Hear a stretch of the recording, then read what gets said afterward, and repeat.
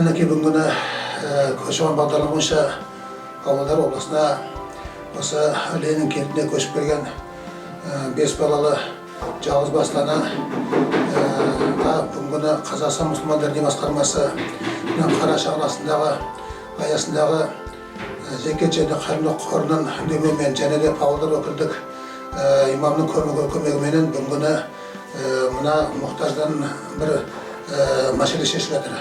Яғни айтқанда мына жаңа үй алған екен, үйде жиһаз жоқ екен, жағдай жоқ болғаннан кейін мінекей жамағат болып зекет қоры болып жаңағы бас бөлмесіне жаңадан электроплита және де толық жиһаз алынды. Міне соны бүгін мәресі жетіп, отбасына осы иесіне бүгін Қамаша тегінен бала шағасына игілікке ұстасын деп үнсіп отырмыз.